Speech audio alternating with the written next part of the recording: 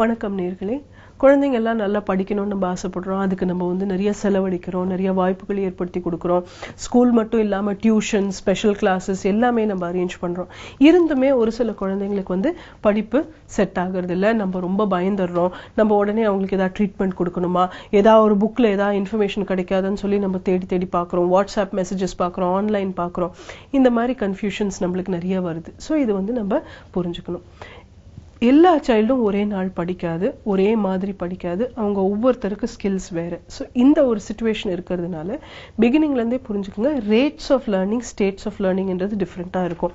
ஒரே கிளாஸில் இப்போ ஒரு 5th ஸ்டாண்டர்ட் எடுத்துக்கிட்டிங்கன்னா, ஒரு சில குழந்தைங்க ரீடிங்கில் ரொம்ப நல்லா இருப்பாங்க, ஒரு சில பேர் மேத்ஸில் நல்லா இருப்பாங்க, சில பேர் சயின்ஸில் நல்லா பண்ணிட்டு இருப்பாங்க.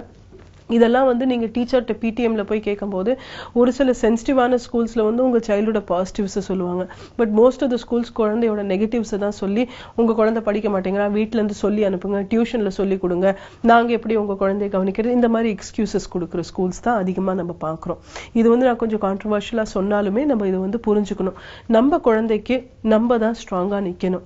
ஏன்னா நம்மளும் வந்து குறைகள் கண்டுபிடிச்சோம் அப்படின்னா அவங்க யார்கிட்ட போவாங்க? ஸ்கூலில் ஏற்கனவே அவங்கள வந்து நெகட்டிவ்னு பிராண்ட் பண்ணிட்டாங்க. நம்மளுமே வந்து அவங்கள வந்து இன்னும் ஃபோர்ஸ் பண்ணிட்டே இருந்தோம்னா ஸ்கில்ஸ் அவங்களால லேர்ன் பண்ண முடியாது. ஆல்வேஸ் நம்மளுக்கு ஒரு விஷயம் எப்படி செய்யணும்னு தெரிஞ்சால் நம்ம கண்டிப்பாக செய்வோம். செய்ய தெரியலைன்னா நம்ம வந்து அதில் ஃபெயில் ஆகிறோம். ஸோ ஆஸ் அ பேரண்ட் உங்கள் குழந்தையால் இப்போ மேத்ஸ் படிக்க முடியல, இங்கிலீஷ் படிக்க முடியல, சயின்ஸ் படிக்க முடியலன்னா நம்ம வந்து திரும்ப திரும்ப அந்த டியூஷன்ஸை கொடுத்து டெஸ்ட் எழுத வைக்கிறதுக்கு டெவலப் பண்ணக்கூடாத வெளியே அவங்களோட திறமைகளை அந்த ஏரியாவில் வளர்த்துறதுக்கு ஸ்டெப்ஸ் எடுக்கணும். ஸோ இந்த வகையில் நீங்கள் பார்த்தீங்க அப்படின்னா ஃபர்ஸ்டே வந்து அந்த ரெடினஸ் அப்படின்றது நான் ஒரு பகுதியில் சொல்லியிருக்கேன். அதாவது அந்த குழந்தை வந்து ஒரு ஸ்கில்லுக்கு ரெடியாக இருந்தால் தான் நம்ம அவங்கள வந்து அதில் டெவலப் பண்ணி விடணும். இப்போ ரைட்டிங்கே எடுத்துக்கிட்டிங்க அப்படின்னா நம்ம வந்து யூஸ்வலாக 7 இயர்ஸுக்கு முன்னால் ரைட்டிங், 7 வயசுக்கு முன்னால் ரைட்டிங் கொடுக்கக்கூடாது. அது வரைக்கும் இந்த தசைகள், மேனுவல் டெக்ஸ்டரிட்டின்னு சொல்லுவோம், ப்ளஸ் இந்த ஃபிங்கர் மசில்ஸ் வந்து சரியான அளவுக்கு வளர்ச்சி வந்து அடைஞ்சிருக்காது. ஸோ அது வரைக்கும் நம்ம வந்து ரைட்டிங் ரொம்ப அவசரப்பட்டு கொடுத்துட்டோம் அப்படின்னா குழந்தைங்களுக்கு ரைட்டிங், நீங்கள் பார்த்தீங்கன்னா ஒரு எல்கேஜி யூகேஜி குழந்தையெல்லாம் என் கை வலிக்குதுன்னு சொல்லுவோம். நம்ம வந்து சாக்கு போக்கு சொல்லாமல் எழுது நீ அப்படின்னு நம்ம ஃபோர்ஸ் பண்ணலாம். பட் ஒரு 7 வயசுல தான் கண்டிப்பாக பென்சில் பிடிச்சி ஒரு பேஜ் எழுதுற அளவுக்கு பிரெயின் அண்ட் பாடி ரெடி ஆகுது. ஸோ இதுக்கு முன்னாலேயே நம்ம வந்து புஷ் பண்ண ஆரம்பிச்சிட்டோம். பட் இதுக்கு முன்னாலேயே நீங்கள் வந்து புரிஞ்சுக்கிட்டீங்க அப்படின்னா ஒரு குழந்தை வந்து நிறைய பெற்றோர்கள் பண்ண தப்பு என்னன்னா, மேம் அவன் வந்து 2 வயசே என் பேனாவை எடுத்து கிறுக்க ஆரம்பிச்சிட்டான் அப்படின்னா 2 வயசுல குழந்தை வந்து எந்த பொருள் கிடைச்சாலும் ஆராய்ச்சி பண்ணும். ஆனா அது வந்து ஸ்கில் இருக்குன்றது கிடையாது. அது வெறும் ஆராய்ச்சி, விளையாட்டு. அதை வச்சு நீங்க வந்து இந்த டிசிஷன் எடுக்க முடியாது. So as a parent first நீங்க புரிஞ்சுக்கிறது ரெடினஸ். குழந்தை வந்து ஒரு ஸ்கில்லுக்கு ரெடியா இருந்தா அவங்களே செய்வாங்க. இல்லை அப்படின்னா அதை வந்து நீங்க எப்படி பிரேக் டவுன் பண்ணலாம் அப்படின்றது புரிஞ்சுக்குங்க. ஃபர்ஸ்ட் நம்ம இந்த பகுதியில் மேத்ஸ் மட்டும் எடுக்கலாம்.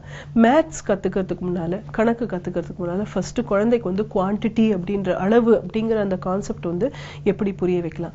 ஃபர்ஸ்ட் எப்போவுமே மேத்ஸுக்குன்னு ஒரு மொழி உண்டு, லாங்குவேஜ் ஆஃப் மேத்ஸ்ன்னு சொல்லுவோம். எது பெருசாக இருக்குது, எது சின்னதாக இருக்குது, எது உயரமாக இருக்குது, எது குட்டையாக இருக்குது, இந்த மாதிரி வந்து அவங்க வந்து ரெகுலராக இருக்கக்கூடிய ஆப்ஜெக்ட்ஸை வந்து அவங்க கேட்டகரைஸ் பண்ண தெரியணும். அவங்க வந்து அதை வந்து வேற வேற பகுதி, அதாவது இப்போ எப்படின்னா இந்த குண்டா இருக்கிறதெல்லாம் ஒன்றா எடுத்து வைங்க, இந்த மெல்லிசா இருக்கிறதெல்லாம் ஒன்று எடுத்து வைங்கன்ற அவங்களுக்கு வந்து அந்த டிஃப்ரென்ஸ் தெரியணும்.